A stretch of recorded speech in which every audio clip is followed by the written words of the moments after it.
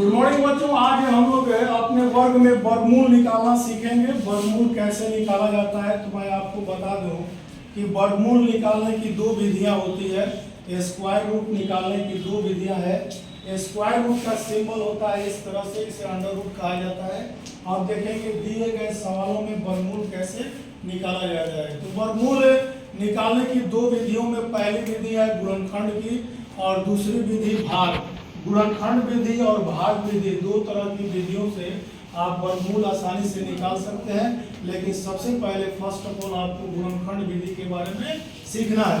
तो जब भी गुणनखंड विधि के द्वारा आप वर्गमूल निकालना चाहेंगे तो आप भाज्य गुणनखंड का प्रयोग करेंगे। जैसे सवाल दिए गए हैं पहला कि 144/256 इसको वर्गमूल निकालना है तो आप इस सिंबल का प्रयोग करेंगे तो ऑटोमेटिक मैथमेटिक्स बनाने वाले लोग ये समझ जाएंगे कि इसका वर्गमूल निकालना है। तो अलग अलग देखते हैं अभाज्य गुणनखंड करके। जैसे 144 है, यहाँ ध्यान देंगे 144 का अभाज्य गुणनखंड आप करेंगे तो आप पहले भी सीख चुके हैं। 2 से काटा जाएगा 72 हो जाएगा, फिर 2 से काटते हैं 36 हो जाएगा, फिर 2 से काटते हैं 18 हो जाएगा, फिर 2 से काटते हैं 9 हो जाएगा और इस तरह से 3 से काटते हैं 3 का 9।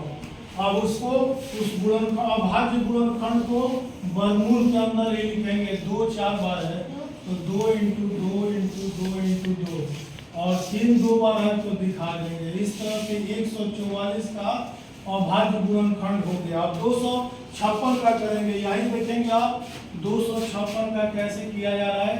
तो यहाँ 2 से काटेंगे 2 एकम 2, 2 दूना के 4, 8 दूना के 16, फिर काटेंगे 6 4 हो जाएगा, फिर काटेंगे यहाँ 2 से 32 हो जाएगा, फिर काटेंगे 16 दूना 32, फिर काटेंगे 8 दूना 16, फिर काटेंगे 4, फिर काटेंगे 2।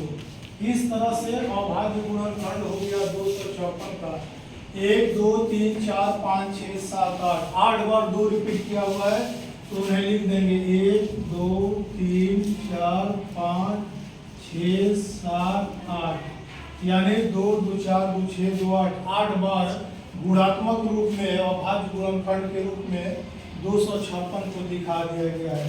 कभी भी ध्यान देंगे वर्गमूल के अंदर अंडर रूट के अंदर एक संख्या 2 बार दोहराई जाती है, 2 बार रिपीट की जाती है तो उसमें से एक संख्या निकाल ली जाएगी। जितनी बार वो रिपीट करेगी सम संख्याओं के रूप में उसमें से एक जोड़ा में से एक आप बाहर निकालेंगे वर्गमूल के। तो यहाँ देखेंगे कैसे एक जोड़ा ये हो जाता है, ये हो जाता है, ये तो आप 2 2 और 3 निकाल लिया। इस जोड़े में से 2 निकाल लिया, ये दोनों का जोड़ा है तो 2 निकाल लिया, 3 का जोड़ा है तो 3 निकाल लिया। आप बट्टा के रूप में यहाँ देखेंगे 1 2 3 4 4 बार 2 निकाल लेंगे गुणात्मक रूप में। अब चाहे तो आप काट भी सकते हैं। इस तरह से आपका आंसर हो जाता है 3/4। ये इसका वर्गमूल हो जाता है। क्या हो जाता है? वर्गमूल हो जाता है। बात समझ में आ रही है बाबू? आप देखेंगे इस तरह से आप इसी प्रकार 196/225 का निकाल सकते हैं।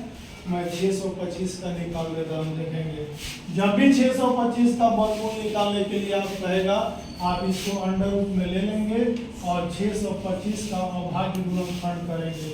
आप 625 का जब अभाज्य गुणनखंड करेंगे तो 5 से जाएगा 125 × 625, फिर 5 से जाएगा 25 × 125, फिर 5 से जाएगा 50 25 यानी 5 को 4 बार रिपीट किया है जोड़े के रूप में।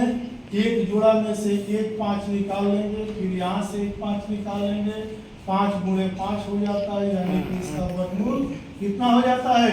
25 हो जाता है। इस प्रकार आप गुणनखंड विधि के माध्यम से दिए गए प्रश्नों का वर्गमूल आसानी से निकाल सकते हैं।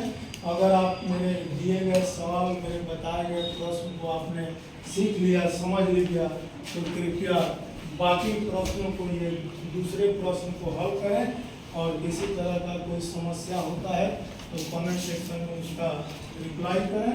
धन्यवाद।